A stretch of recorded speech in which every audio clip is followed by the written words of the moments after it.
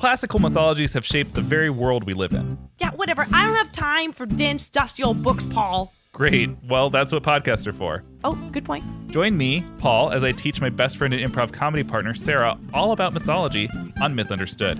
Mythology is frequently explicit, obscene, violent, and bizarre, though, right? Yeah. So there's a lot to joke about and improvise along the way? Yes. Oh. So come for the mythology and stay for the absurdity on Myth Understood. Available now at mythunderstoodpodcast.com and your podcast platform of choice. It's Myth Understood.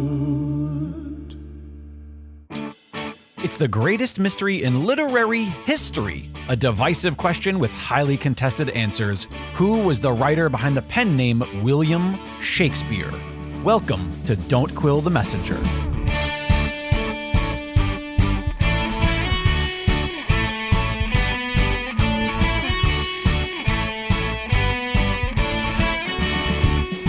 Here's your host, Stephen Sable. Welcome back, Quillers, to another episode of Don't Quill the Messenger. We're so glad you could join us here for this exciting episode. We have with us today as our guest Carole Sue Lipman. She is one of the founders and the president of the Shakespeare Authorship Roundtable, which is located in Southern California. In fact, they have their regular meetings and presentations, I believe, at the Beverly Hills Library. So if you're in and around that area, you can visit their site and find out when the next one will be. Carole Sue will be telling us about those shortly. Welcome to the program, Carole Sue. It's great to be here, Stephen. We're so glad that you could join us. So I understand that the Shakespeare Authorship Roundtable dates back to 1985. That's quite some time. Can you tell us a little bit about like the impetus for that, how it came to be?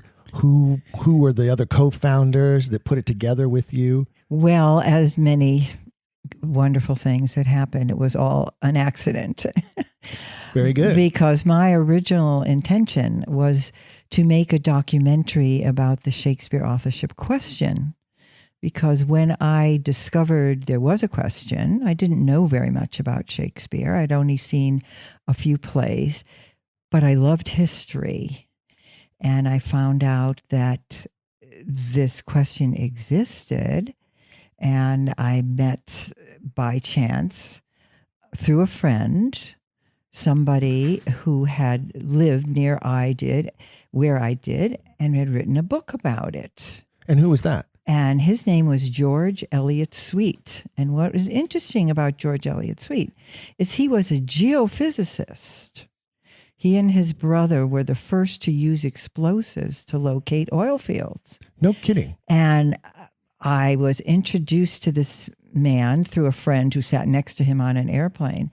And I said, Mr. Sweet, how did you get from geophysics to Shakespeare? Obviously, I was not interested in geophysics. Didn't know a thing about it. And it turns out that his family he was researching his own ancestors, and he was a descendant of Sir Thomas Drake, not Sir Francis Drake. Sir Thomas Drake was Sir Francis Drake's brother. Mm-hmm. And it turns out, I guess Francis Drake did not have descendants, but Thomas Drake did. So he was researching his ancestors when he came across this Shakespeare question. You know, it's interesting because every episode we do, and as we do more and more episodes of this program, we discover that so many people who are a part of the Oxfordian movement and a part of the study of the Shakespeare authorship question have some sort of scientific background or analytical background or profession that lends themselves to examine this from that perspective, from that viewpoint. So it's not surprising to me that a geophysicist would fall in love with this topic, because I think that we've seen, just even through some of the guests that we've had here on the program, that there is a common thread there for people who have very analytical, rational minds who look at this and say, it just can't be the way that we've been told. There has to be another answer here. It truly is the greatest literary mystery of all time. And of course, because I discovered the whole thing by accident, because I was introduced to Mr. Sweet because of this other book he'd written that a friend of mine thought would make a good movie. And so when I met Mr. Sweet, I said, "Oh no, I'm not interested in that oil field book." I said, I want to make a documentary about your book called The Shakespeare Authorship Question. Well, that was not the title of his book, actually, which was, it was a small vanity press that had published his book. Mm-hmm. And his book it's hardly 100 pages. And a friend of mine had discovered it because he's the one who had this theory about Queen Elizabeth that everybody jokes about. Oh, that she was the writer. That Yes, she's the true but author. he's the one who wrote the book about that theory. Interesting. It's George Eliot Sweet. And this is long before you could log on to your Amazon account and they'll publish a book for you. That's right. So this was in the 80s, and he had gotten, a vanity press to publish it. So that's what I told him.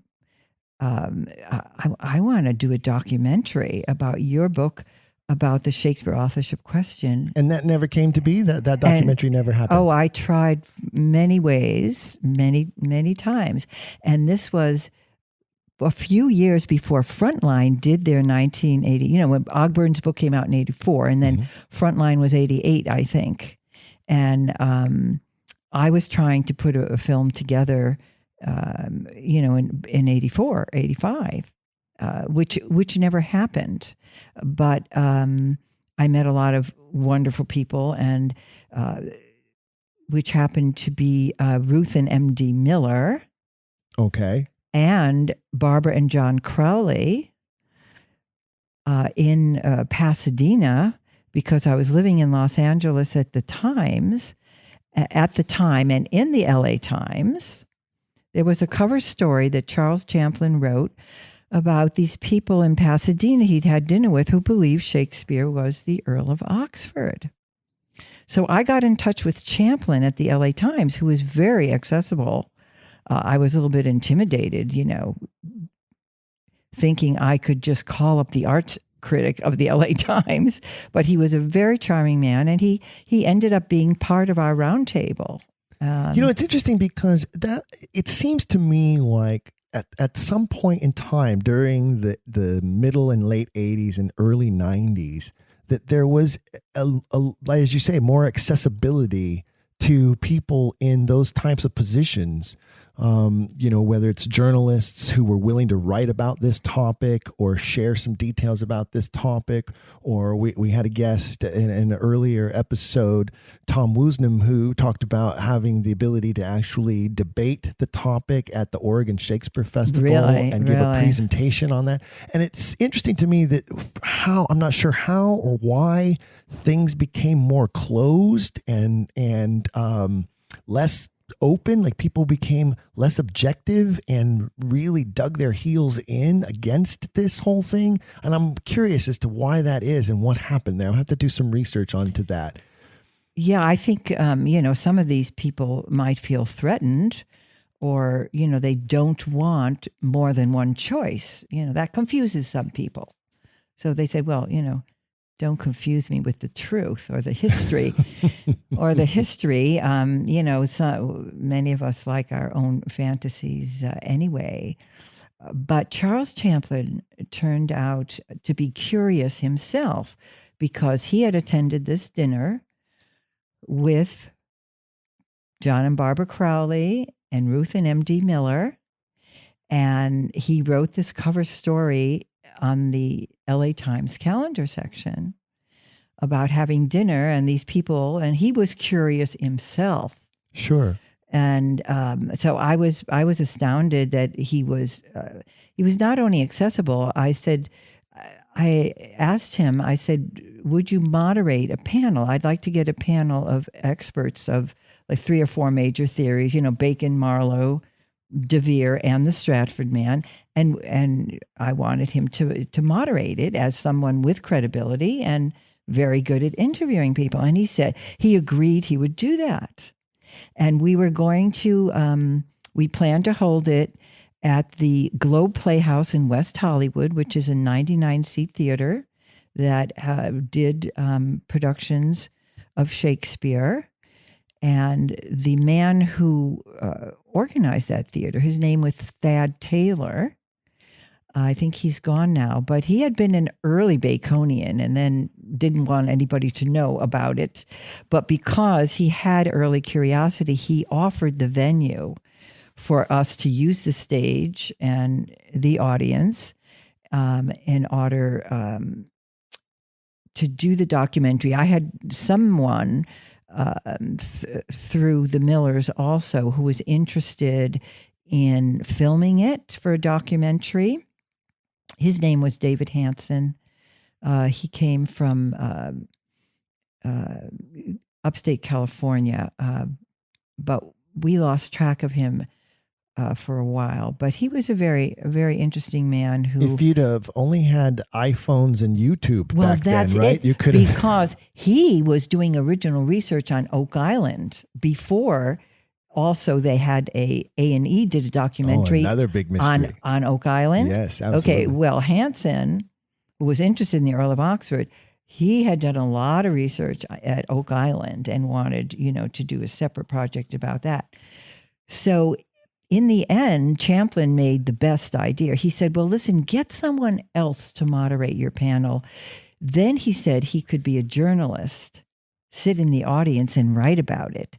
And he subsequently wrote 5 articles, one for every meeting we initially had that season.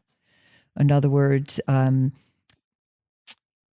Marlowe meeting, the Bacon meeting, the DeVere meeting, and the group theory meeting. So he wrote, I'm going to need to look. I'm going to have to do some research and look for that series. I would love to see. Well, I have copies of the series. Oh, you have to send me the copies of that series of articles. I do have, there's 5 or 6 LA Times articles that Charles Champlin did that year, which, let's see, would have been 84, 85. And they are fabulous. I would say 25 years later, it is time for the LA Times to revisit this topic. And well, that's a great idea. Yeah, maybe I can make a pitch to them by sending them copies of those stories and say, hey, how about a 25 anniversary series on this topic for the Times? They're struggling for readers right now. They've been having some real tough times. Maybe we can shake things up with them a little bit. Well, so there we go. There's idea number 1. Every episode we come up with a great idea or 2 or 3 from each of our guests. And so there's idea number 1.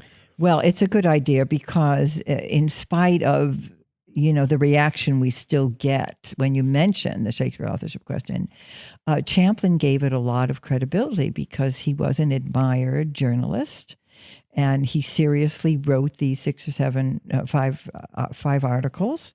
And, he continued to be interested. And an arts journalist, right? He was their theater critic and he was the theater arts critic. Writer. He was the theater critic. And I think that people in that realm tend to be more open, tend to have a little more open-mindedness, be a little more accepting. And it always is puzzling to me, especially in today's day and age where there is such a push for diversity and such a push for acceptance and tolerance. Right. It still shocks me, though, how there are people who will preach that all day long, and then you bring this topic up and they'll shut you right down as if none of that philosophy ever mattered to them ever before. I'm still curious what it is. There's some psychological hook there or block where it comes to Shakespeare. People don't want to be rational like they are in other subjects. And I think it might be associated with what someone's previous experience with Shakespeare might be, or because it's such a very long tradition. I mean, look, we have explored and changed our mind about many other historical questions. Absolutely. Why and scientific not? Questions too. And why not this one? That's right. We update our scientific knowledge. Why can't we update our literary knowledge? That's a great question. And, I know Freud, who was an Oxfordian, did some writing on this. I know one of our prominent members of the Shakespeare Oxford Fellowship, Richard Wagaman, has written and presented on this topic, like this psychological block that people have when it comes to this topic. But you're right. I think there needs to be more research into that, and perhaps it can be pointed out to people what type of syndrome they are allowing themselves to fall into by closing off their brains to even just inquiry into something like Well, this. I think it does depend on what their past experience about Shakespeare, because my past experience didn't exist. I managed to avoid Shakespeare most of my life. I do remember, of course, having it in high school. But when I got to Syracuse University and decided to major in art history, it was because I was a dyslexic reader and I was worried I was not going to get through those literature classes and all those wonderful 500-page novels. Little did you know, I'm sure you realized later, the massive amounts of reading you had to do for art history. I can imagine. Well, for some reason, that didn't intimidate me as much as 500-page novels, because you could do it in chunks, smaller chunks. So I managed to avoid a lot of literature and a lot of Shakespeare. So when I came across the Shakespeare authorship question, because I met this man in 1982 who'd written a book called Shakespeare the Mystery. And I said, well, how do you get from geophysics to Shakespeare? Because I don't know anything about Shakespeare. I'd seen all of one Shakespeare play, beside whatever I had in school. And how many have you seen as of today? I have seen every single Shakespeare play at least once, all 37 plays at least once. So then it would be an easy question for somebody to say, well, how did you get from art history to Shakespeare? And your answer would be, the Shakespeare authorship question led me there. Exactly. So that's a fabulous story. Because that is absolutely true. And it was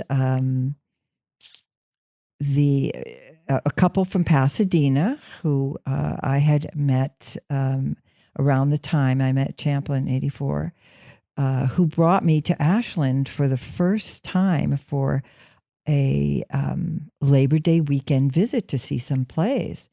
I'd heard about Ashland, but until that time, I was still avoiding the whole Shakespeare thing. And it was a revelation to come to the Oregon Shakespeare Festival and see plays for a 3-day weekend. I was dumbfounded. My God, this is as good as anything I've ever seen on Broadway. And I grew up on the East Coast, so I saw a lot of Broadway. And I have just never been the same. You did a total immersion weekend, and it changed your life. It did, and I have come back every summer since. That's incredible. That's a great story. Well, tell me a little bit more though about the Shakespeare Authorship Roundtable and their activities and how that started to develop and what they've become. Well, we were interested in, first of all, in all points of view. So we had in the early days Elizabeth Wrigley, who was head of the Francis Bacon Library at Claremont College. Okay. And that was an extraordinary place, which she ran for at least 50 years. Was she a Baconian? She was a Baconian, but people came from England to do research on Francis Bacon at the Bacon Library. Now, they were doing research on Francis Bacon, not on the theory that he might be the real Shakespeare. They were also researching Francis Bacon in his scientific essays and things, Sure, and things like that. And I was fortunate enough to visit there, and there was another professor at Claremont who was in the political science department, but he was interested in researching a project that had to do with I forget how they say it, frequency of word usage in That would be connected to stylometrics in some sort. Thank right? you. That's the word I was looking for. Sure. Stylometrics. Exactly. And they ended up being part of the early roundtable because they were trying to find out, perhaps through stylometrics, who the real Shakespeare was. So they were, and they had somebody had invented a computer, an early computer program to try to evaluate some of these texts. Mm-hmm. And it just started coming from everywhere. And then we had a local Marlovian who believed that Marlowe was Shakespeare, who was in Southern California, who he was some kind of a mathematician. He did write, his name was Louis Yule, and he did write a book about it. But the man who is famous for the Marlowe theory is a man by the name of Calvin Hoffman, who was a journalist from Long Island, New York. And is he the one who wrote The Murder of the Man Who Was Shakespeare? Exactly. Sure. That's the very first title I was ever introduced to. And that's how you started. That's how I started. I started as a Marlovian. Well, I got to meet Calvin Hoffman, who wrote that book. And, he had done, the BBC, believe it or not, had a series decades ago, like our American Theory. Do you remember? I'm not sure you're old enough to remember a series on CBS called You Are There. No, don't remember that one. Which was, oh gosh, I can see his face. I can't remember his name. Very, very famous TV journalist. But his name will come to me. And it was the idea of You Are There. And You Are There actually took people to sites of whatever the political happening was. Okay. And so Calvin Hoffman got British television to go to this site, this tomb, to open up this tomb. Where there was some documents buried to see Marlowe. I'm not sure it was Marlowe's tomb, because as we know, Marlowe didn't have a grave. No. Because a big part of the speculation about Marlowe is that the Marlovian theory is predicated on that his death was staged. Yes, and that he escaped to Italy and wrote the rest of the plays from Italy. But this You Are There thing on television, and the fact that Calvin Hoffman got British television in the 50s to do this kind of a thing, because I've seen a very bad old copy of it. So that was really, quite amazing. So you come to this through meeting some folks who are Oxfordians. I mean, Ruth Miller, that is like one of the quintessential early Oxfordians. Yes, but yet did you begin as a Marlovian? Did you begin as a Baconian? You were surrounded by all three of these prominent theories, and which one did you first cleave to? Well, it's interesting that I was curious about all of them because I knew very little. And so I was curious because, so many people have come at it from one position already established. Sure. And I didn't. I was just curious because I wanted to make this documentary that nobody had ever made before. And then, I couldn't make that happen before the Frontline happened in 1988. So I remained curious, and I did not object either to the fact that it was possibly a group theory. Okay, sure. And I know particularly, a lot of avid Oxfordians just don't want to think that it was more than one person. Most people get emotionally involved, so they want it to be one genius or somebody they can worship, but then we're putting someone else on the pedestal. We're taking the Stratford man off the pedestal, and we're putting someone else on a pedestal. This program particularly has been criticized by some of our listeners that we're too Oxfordian. Oh, really? That we don't explore the other options enough. That we haven't had a Marlovian on or a Baconian on the program. Well, they are harder to find, and I would say the best of them are in England. Sure, and I would posit that one of the reasons why they're harder to find is because it becomes clear to most of them at some point that that's not the right trail, and they eventually become Oxfordian converts. And then I also try to remind people when they say, well, your program is too Oxfordian. I say, yeah, I wonder if that's because it's sponsored by the Shakespeare Oxford Fellowship and not the Shakespeare Bacon Fellowship or the Shakespeare Marlowe Fellowship. But you did a lot of research into the early movements of Baconianism, because there are a lot of people who believe that Delia Bacon, no relation, but just another weird irony. Yes, that's correct. Was that's the person correct. who first kind of pushed forward the idea that it was someone other than the man from Stratford. Well, she was quite remarkable and ahead of her time. And she wrote a book which was called Shakespeare's Philosophy Unfolded.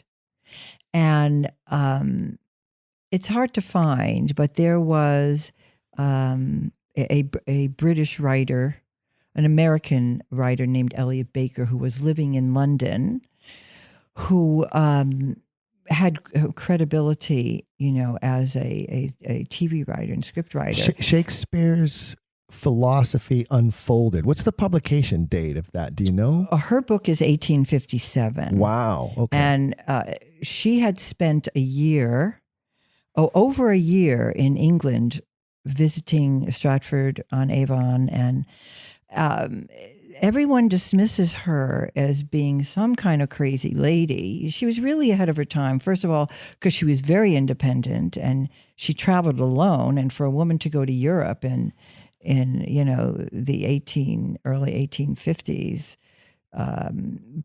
was quite unusual. Her family was originally from Ohio, and then they actually moved to Hartford, Connecticut, where we had our conference last year. Right, and many people don't know that Mark Twain was an early Baconian, thanks to Delia Bacon. Yes, and she was quite remarkable because she had, her sponsors were Nathaniel Hawthorne and Thomas Carlyle, who had great respect for her.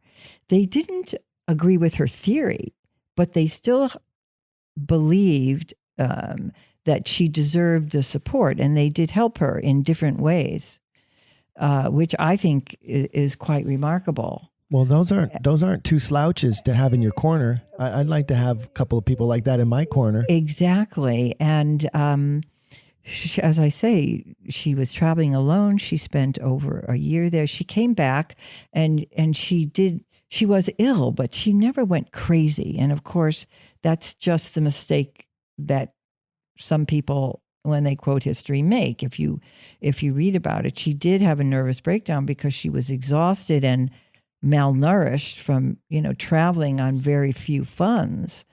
But her sponsors were Thomas Carlyle and Nathaniel Hawthorne, and they had great respect for her work. She did do the lecture circuit in New York and New Haven, and not talking about Shakespeare, but history lectures. So she had a following, and she had a very good reputation as a brilliant woman, but she gets this bad rap. Do you think that she suffered what I call Oxfordian syndrome, in that, when we look at Edward de Vere and we see what happened to him in his life and the way that the Cecils particularly basically tried to blot him out of a lot of history and slander his name to the best ability that they could to marginalize him in history. And one of the things that I point out all the time is here's this guy who had this most prominent position in English government in the courts of Elizabeth, you know, the second oldest title in all of England, and this great contribution to music and literature, sans the Shakespeare issue, right? Just setting that off the table. When you look at this man's life, yet how come we don't see him in any of the documentaries or any of the fictional movies about the golden age of Elizabeth? Like, he's been basically nearly wiped clean of the record in so many ways. And do you think that maybe that Delia Bacon received sort of like that same sort of treatment by the chroniclers of her time? Well, that's very interesting. That's probably a good theory that you have, that she was dismissed. But the irony is that so many people, you know, who don't know about her don't realize that she was successful doing the lecture circuit, a history, you know, lecture circuit, and that so many people did respect her, and that she did this, you know, amazing trip on her own. But history has not been kind to her, and I'm not sure why, because there were other famous people who admired her. You know, a few New York publishers as well, of course, whose names I can't remember at the moment. But well, she technically goes down in history as the first heretic, right? She's the first Shakespeare heretic, and a crazy lady. You know, because it's easier to dismiss crazy people, right? And that's what always comes down to us, is that at the end of her life, she lost her mind and she had to be committed to a loony bin, and she was crazy, and so that just goes to show you that anyone who believes that Shakespeare wasn't Shakespeare is just a crazy person like Delia Bacon. Because they did exaggerate. And as I say, what's the truth, though, with regards to her? Well, she was a brilliant woman, and you can read her book. I mentioned, I mentioned Elliot Baker, who was a contemporary of ours. He's gone now. But he was a brilliant writer who wrote television. In fact, he wrote. I'm trying to remember. He wrote a movie that starred Sean Connery. It wasn't a Bond film. It wasn't a Bond film. Okay. No. I'm not familiar with his name, but yeah, because oh gosh, I thought I wrote it down so I wouldn't forget it, but then of course I didn't. It's not Darby O'Gill and the Little People, is it? No, but if you... That's one of my favorite Sean Connery films. I just thought I'd throw that out there. And since this particular program is probably going to be available for streaming right around the St. Patrick's Day holiday, I think it's fitting to mention that that is one of my traditional movies that I watch at St. Patrick's Day every year. Anyway, so Elliot Baker was this brilliant, Hollywood writer, and he... got interested in the authorship question, and he did a wonderful thing. He republished or updated in a contemporary, just about 20 years ago now, Delia's book, but he did an edited version of her book. That's sort of like James Warren has recently done with John Thomas Looney's book, right? Which is now, a paperback, and unfortunately, it wasn't widely distributed, is what I wanted to say. But he gives her credit, and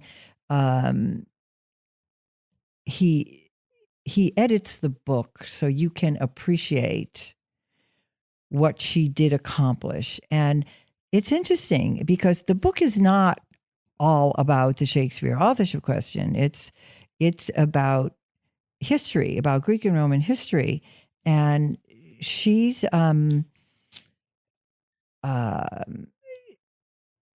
she's quite clear and interesting, and about all her observations of history.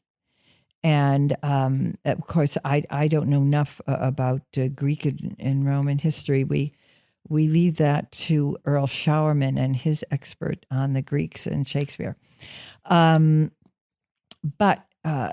she actually, her book is a group theory, and she names Oxford as one of the group in her group theory. Oh, see, I don't think most people are aware of that. That is in her book. I wonder, did when Elliot Baker does a reprint, this edited, updated version, does he include in there some of her biographical information? Like, has anybody ever written a really thorough biography of her so that we have a better understanding of where she came from, how she came into history, why she studied the way she did, how she was able to publish this book in 1857 with this? Because she did have Thomas Carlyle and Nathaniel Hawthorne.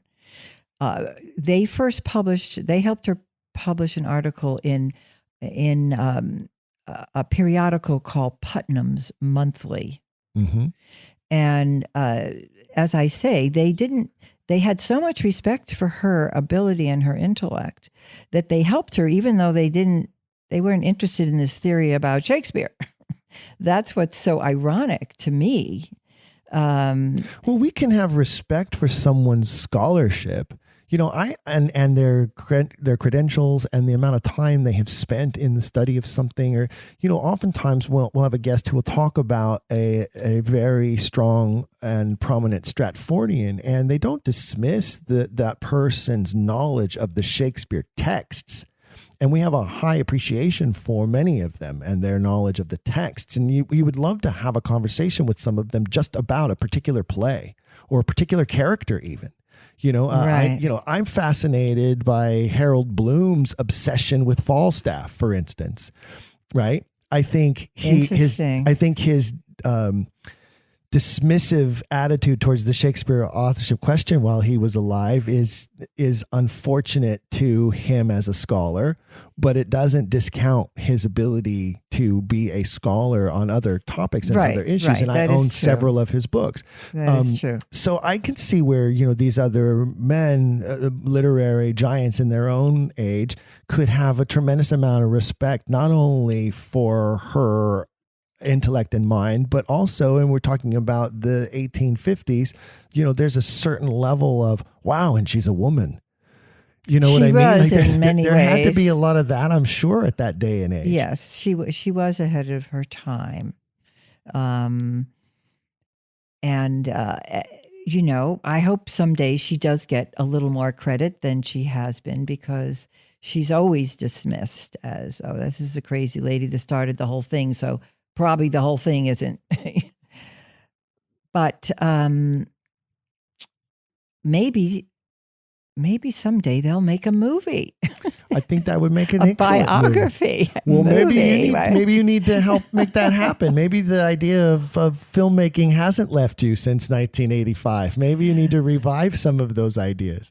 Well, I somehow vaguely remember that Baker tried to do some kind of a movie and, was going to get Barbra Streisand, and none of it made sense. I don't know. Barbra Streisand stars as Delia Bacon. That's a vague memory, but I don't think that's going to happen. Better for an unknown, really. It would be a great part for an unknown. I'm of the mind that I think that that's what's going to help us in the future break through some of the ceilings that we have encountered as those of us who are invested in the Shakespeare authorship question and invested in getting to the truth, is that there are these great personalities, these great characters throughout the history of this topic who are worthy of stories of their own. I've constantly said that I think that Roland Emmerich made a mistake when he made Anonymous into a 2-hour film. It should have been a 10-part HBO series. And it would have told a story much more comprehensively and in a way that I think it would have been more appealing to people. Like I said, earlier, I think the fact that no one has done a movie just about Edward de Vere and his life. He's a fascinating character in history. And the fact that he's been ignored, some of my favorite Elizabethan films, and I obviously mean films about the Elizabethan era, right, are there's a great one, and I can't remember the name of it right now, but it's Helen Mirren plays the Queen. And, and Jeremy Irons plays the Earl of Leicester. And he's such a prominent character in the storyline. And every time I've watched it, I've seen it again and again, and I always ask myself, where's Oxford? Where's Oxford? Essex is here. The Cecils are there. But here's this hugely important figure to the Elizabethan story, and he's completely ignored. Same with the series with Cate Blanchett. There's 2 films there, right? Elizabeth right. and Elizabeth the Golden Age, I think, are the names of those movies. Yes, I remember. Where's Oxford in those movies? He's just completely ignored as a non-entity, non-character. A guy who we know for a fact in history caused so much turmoil and upheaval at the Elizabethan court, who was involved in major moments of Elizabethan history, including the Essex Rebellion trials, including the trial of Queen Mary, Queen of Scots. But he's completely wiped out of any of the films that we've seen about any of these things. Well, I think it's because he wasn't included in a lot of the general history books that we get. In other words, it's really the authorship question that has brought him out of the historical pages. So then I always raise this issue. I say, well, okay, why did they wipe him out? What is the underlying I wish reason? I knew the answer What's to that the question. secret that we don't know, or maybe we do know, as to why these prominent people in Elizabethan history did everything they could to basically expunge him from the record? And if that's not a giant red flag that we should be focusing on, I don't know what is, because there's no one else in Elizabethan history who suffered that same type of fate, that same attack, that same disparagement at the parts of his peers around him. So the big question, why? Why this guy? Why is he such a villain to them? What did he do that made them so afraid of him? Well, we need some more research. You see, it's never ending. That's why this will make a great movie. And I say one of the reasons why people have avoided it is because you can't tell the story without including the works of Shakespeare in the story. Oh, that's true. But, I would like to think that, if not next year or the year after, I think there's a big enough audience for this. This is the next Game of Thrones. I'm like putting it out there. I like that. I'm putting it out there. This is the next Game of Thrones. It could even have the same title for that matter, especially if you're into the Prince Tudor theory, because then it really is a Game of Thrones, right? But let's get back to Delia, because she's another one who, she's been marginalized. She's suffered these literary attacks. Many of them ad hominem attacks, many of them not, falsehoods of the record, right? Well, I think one of the reasons she's also been dismissed is that she had a group theory, and it's just not as romantic when you have a group theory as if you have one wonderful writer, that you can put on a pedestal. And it's interesting that, as I said, she does include Bacon and de Vere and a few other people that some of us haven't heard of yet. Surely she must have suffered attack at the time. And how did she deal with that? Oh, gosh. She did have this nervous breakdown after her travel. So she did die young. She was only 47 or so when she died. And that's very sad. But she left us this wonderful book.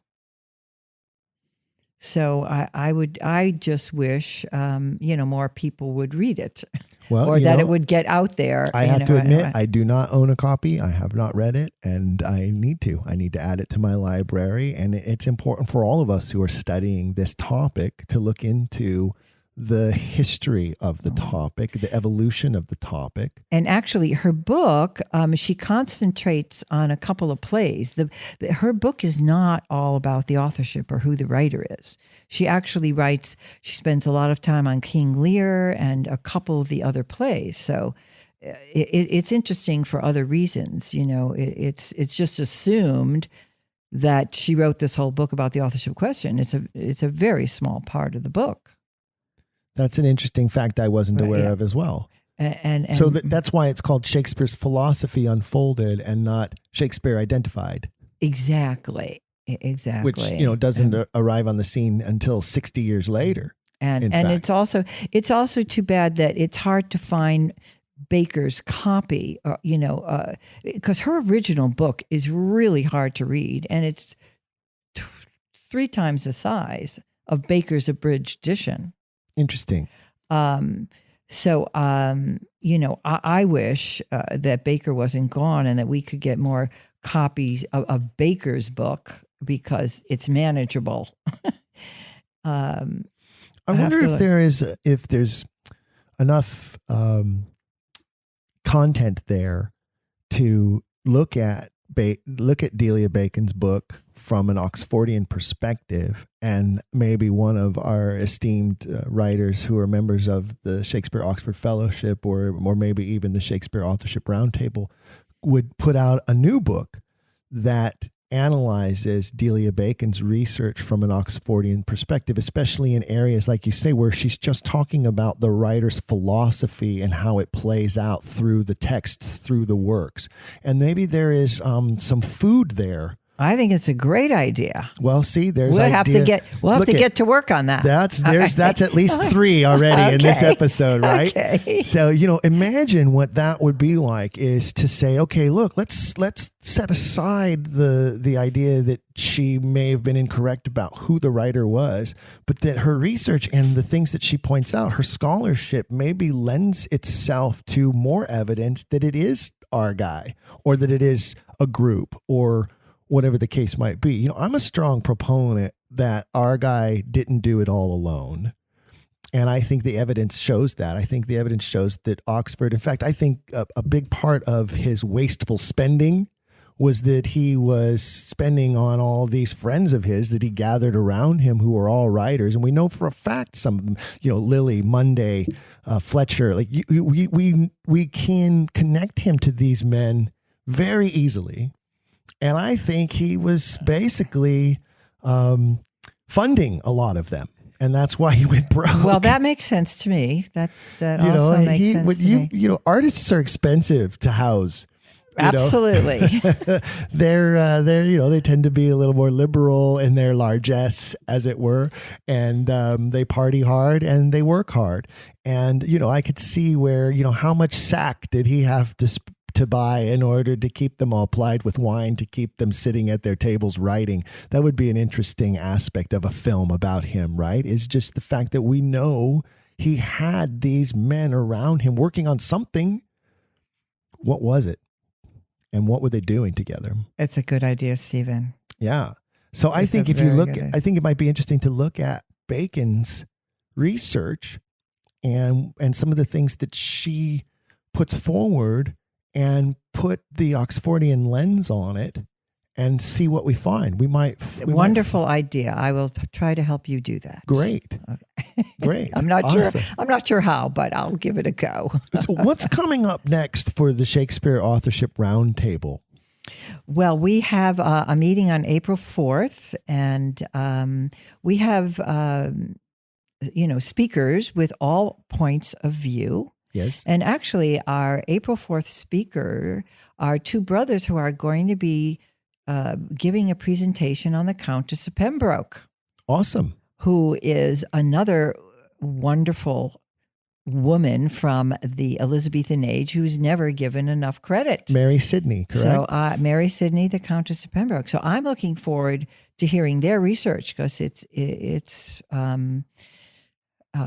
more original because there's very few people who have also spent time researching. And she's her. Another player in this story, no doubt, and somebody who has been theorized as being possibly behind some of the work or parts of the work.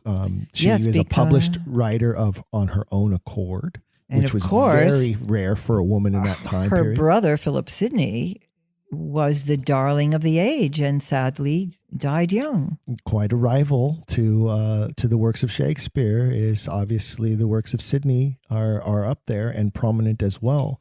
And then, of course, when you tie together the Earl of Montgomery and the Earl of Pembroke and them being on the dedicatory page of the first folio, well, while their mother was still alive, I believe, or just right after she died, I think perhaps is the timing of that. I would have to take a look. Yeah, I double checked that myself, but it is interesting that the Pembroke boys are so significant to that first folio. I So- think that is a big piece of the puzzle that a lot of traditionalists have ignored because they can't answer it. It's frightening. But you see, we have all these new questions that still need to be answered. So it's never done. Well, I think it's great that you're going to have these gentlemen talking about Mary Sidney and what her contribution may have been to the entire thing. I've heard people theorize that she was the one who had the manuscripts, that Edward de Vere gave all of the manuscripts to her for safekeeping, and that's how her sons ended up with them to make sure that the first folio was published. Very possible. Yeah, I'd like to explore something into that realm to see if there might be some credibility to that. Somebody had them. Somebody had pages and pages and pages in order for that first folio to be created, regardless of who you believe the author is. Somebody had a stack of pages that are now gone, or maybe not. Maybe someday we'll find them. But they had to have existed in order for a typesetter to set the type, to put them to print, or the typesetter is the author. So we have something to look forward to. We do. To find out. We do indeed. So April 4th is the next one, and that's at the Beverly Hills Library in Beverly Hills, California. Yes. They are actually going under some renovations. So it's at their alternate location, which of course is available from the library. And the information is available on the website, the Shakespeare Authorship Roundtable. Yes, it is. And you can find out more about the Roundtable and what they sponsor and the events that they hold. I know that one of our earliest meetings, it's been many, many years ago. Right. Was we met at the conference in Pasadena. And then you invited me to attend a round table, and I came, and it was, is her name Susan? Richard Rowe's daughter. Susan Rowe? Am I getting that correct? No, Dick Rowe's daughter is Jane Rowe. I believe it was his daughter who came and gave a presentation, and that's how I discovered his book. Oh, I see. Was through going to a roundtable presentation at the library. I didn't realize that. She talked all about her father's research, and that's what turned me on to that book. And then I went and found that book and read that book and went, oh my God, it's all right there. His book about Shakespeare in Italy is really wonderful. It is an absolute must read. And for anyone. One of the reasons it's wonderful, of course, he spent a few trips there and he went all over. But what is such a great achievement about it is that he doesn't talk about the authorship. Not at all. In the book. So Nope. it would not be controversial, although we all know he was an Oxfordian. But he never once mentions Oxford in the book. But that is what's so remarkable about the book, is that he doesn't promote anyone in particular. And he made several trips to Italy. And there's no book that comes close to describing the locations in Italy and their part in the Shakespeare plays. the beautiful thing about that book is he sets out to prove one thing and one thing only, and that is whoever wrote the 13 plays of the canon that are set in Italy stood there, Had to be there. was there, Had to boots be there. on the ground. Yes. And the details that you find in the plays, some of which modern historians say, well, that proves that it was Stratford because they're all wrong. And Dick Rowe proves they were all right. They were all spot on correct. Well, because he has every detail of every location that he visited. One of my that's mentioned. favorite aspects of that is Two Gentlemen of Verona and them sailing from Milan. Right. And everybody goes, well, that just goes to show you that Exactly. he didn't know that Milan is landlocked. Well, it's landlocked today. But what many people don't know and what Dick Rowe points out so clearly and so wonderfully in his book is that the canal system that people were so dependent on for transportation back then, especially nobility. And one of my favorite parts is where he explains that, you had two choices. You could travel by land or you could travel by canal. And if you have all this stuff and we know that Oxford traveled Italy extensively and we know he carried a lot of stuff with him. As most nobles did. Right. A train of things, right? Clothes and accessories, especially because he was such a fashionista, right? So trunks and boxes, and you could load all of that on carts to be pulled by ox or horse over bumpy roads, or you could stick it all on a barge and float nice and smoothly down the canal with a horse or a donkey or an ox pulling that barge along the bank of that canal and sit there in comfort, smooth sailing, as opposed to bump, bump, bump over every rut and every bump and every gully. And I think that's one of the most profound things when I was reading his book that I went, oh my God, light bulb, right? And it proves that the pirates, as it were, in the bandits in Two Gentlemen of Verona, could sail from one town to the other. I think Dick Rowe made a huge contribution, and forgive me, I think I mentioned his wife was Jane Rowe, and his daughter is Hilary, who still lives in Pasadena. And it must have been Hilary who I came to see then. So you would have met Hilary. Who gave the presentation. That was many years ago, so it's hard for me to remember exactly, but I do recall that was the day that I went, I've got to go buy this book. Actually, it could have been Jane because she was alive at the time. And but they're all amazing, and I am very grateful that they were my early mentors, along with John and Barbara Crowley. How does the roundtable go about finding its presenters and choosing who is going to appear at the next meeting and the next gathering? Well, I actually do a lot of that scouting by going to the conferences and asking people to visit. Although Los Angeles is a great place to visit if you don't necessarily live there, but which I once did live there, and Me too. And I loved it. I loved it while I did, and yes. So you go and you scout out, and then you just invite speakers to come, and throughout the years, and it's been many years now. 1985, we're talking about 25 years. It's a lot. Activity. It's a lot of people. That's a lot of speakers over those years. And many of them I have met at the Shakespeare Authorship Society annual conference, and not all of them are able to travel. But there were some years we were actually able to sponsor one speaker a year. And have you run the gamut of, you've had Marlovians, Baconians, Oxfordians, group tank theorists. True. So one thing about your organization is it does keep it open, doesn't it, for all different theories and different. Yes, we definitely welcome all points of view, and we do try to get speakers on the more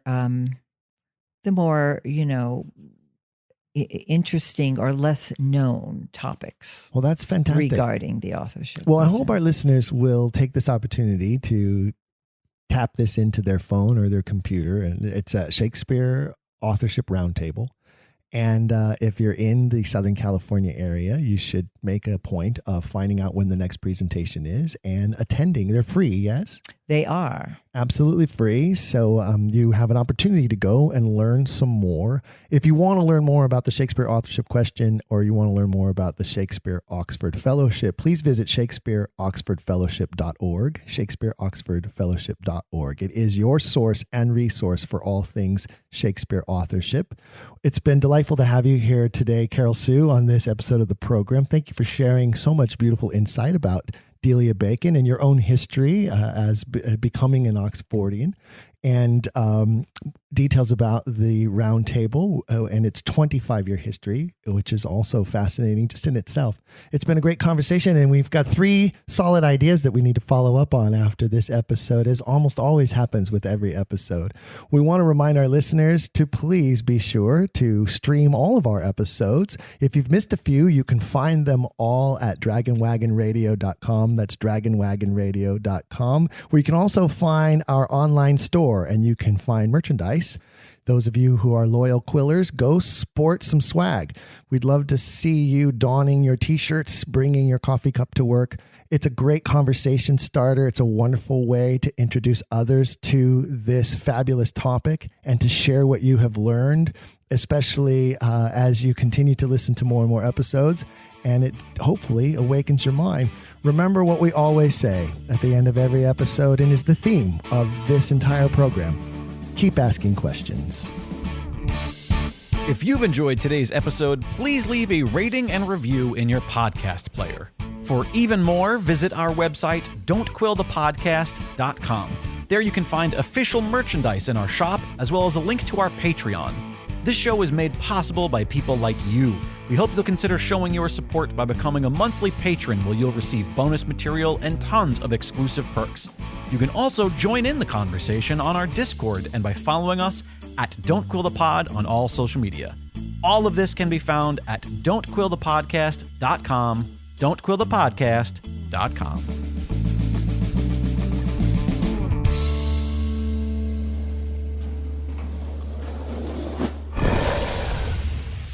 It's Dragon Wagon.